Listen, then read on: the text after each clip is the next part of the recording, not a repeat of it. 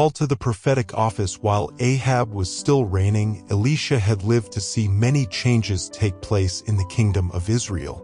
Judgment upon judgment had befallen the Israelites during the reign of Hazael the Syrian, who had been anointed to be the scourge of the apostate nation. The stern measures of reform instituted by Jehu had resulted in the slaying of all the house of Ahab. In continued wars with the Syrians, Jehoahaz, Jehu's successor, had lost some of the cities lying east of the Jordan. For a time it had seemed as if the Syrians might gain control of the entire kingdom. But the reformation begun by Elijah and carried forward by Elisha had led many to inquire after God.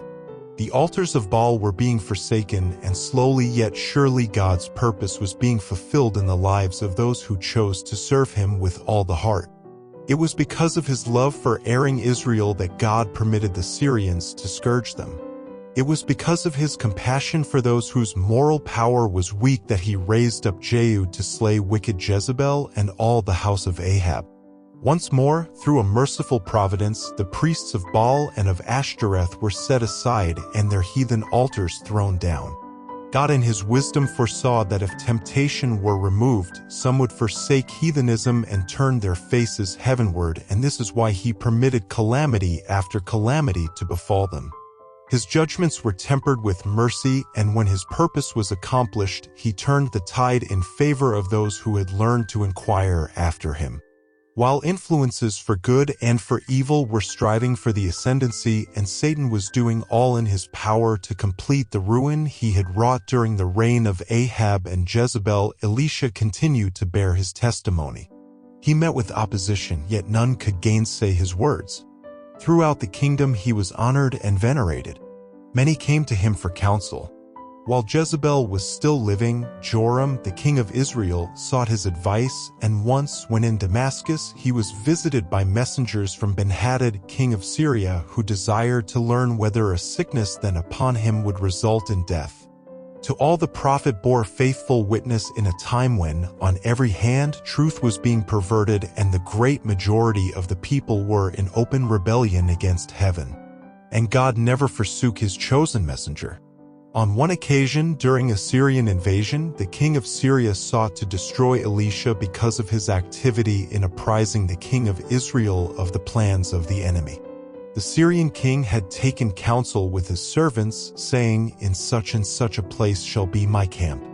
This plan was revealed by the Lord to Elisha, who sent unto the king of Israel, saying, "Beware that thou pass not such a place, for thither the Syrians are come down."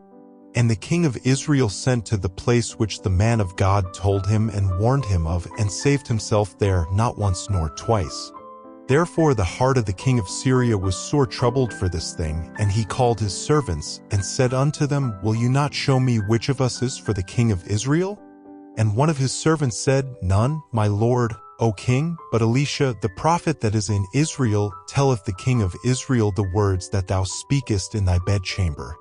Determined to make away with the prophet, the Syrian king commanded, "Go and spy where he is, that I may send and fetch him."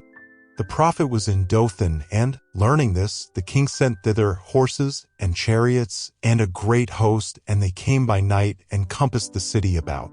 And when the servant of the man of God was risen early and gone forth, behold, an host compassed the city both with horses and chariots.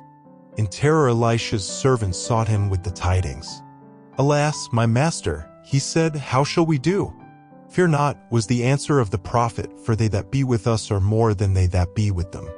And then, that the servant might know this for himself, Elisha prayed and said, "Lord, I pray thee, open his eyes, that he may see." The Lord opened the eyes of the young man, and he saw, and behold, the mountain was full of horses and chariots of fire round about Elisha. Between the servant of God and the hosts of armed foemen was an encircling band of heavenly angels. They had come down in mighty power, not to destroy, not to exact homage, but to encamp round about and minister to the Lord's weak and helpless ones.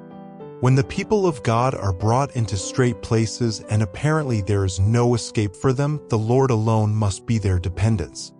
As the company of Syrian soldiers boldly advanced, ignorant of the unseen hosts of heaven, Elisha prayed unto the Lord, and said, Smite this people, I pray thee, with blindness. And he smote them with blindness according to the word of Elisha. And Elisha said unto them, This is not the way, neither is this the city. Follow me, and I will bring you to the man whom ye seek. But he led them to Samaria. And it came to pass, when they were come into Samaria, that Elisha said, Lord, open the eyes of these men, that they may see.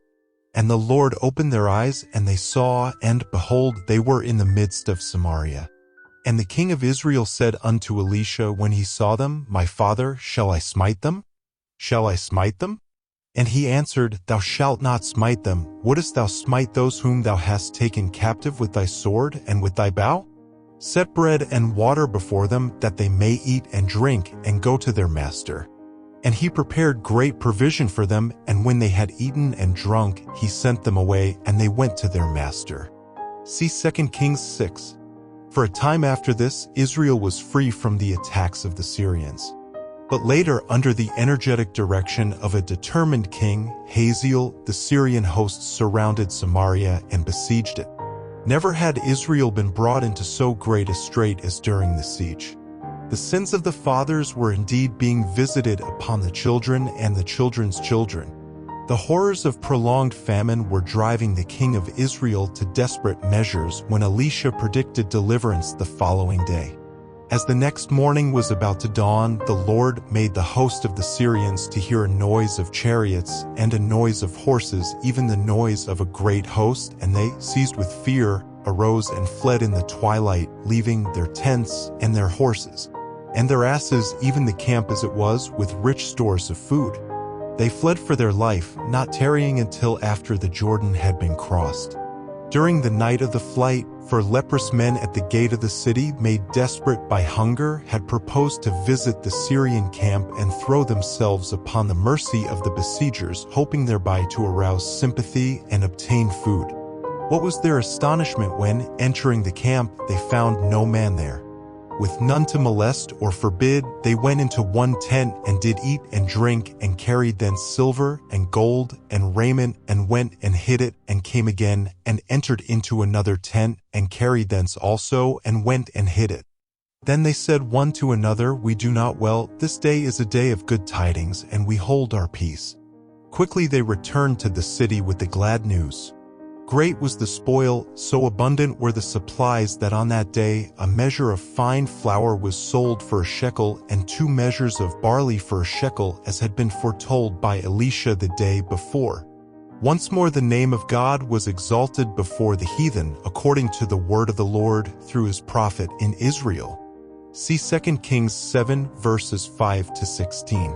Thus the man of God continued to labor from year to year, drawing close to the people in faithful ministry, and in times of crisis standing by the side of kings as a wise counselor. The long years of idolatrous backsliding on the part of rulers and people had wrought their baleful work. The dark shadow of apostasy was still everywhere apparent, yet here and there were those who had steadfastly refused to bow the knee to Baal. As Elisha continued his work of reform, many were reclaimed from heathenism, and these learned to rejoice in the service of the true God. The prophet was cheered by these miracles of divine grace, and he was inspired with a great longing to reach all who were honest in heart. Wherever he was, he endeavored to be a teacher of righteousness.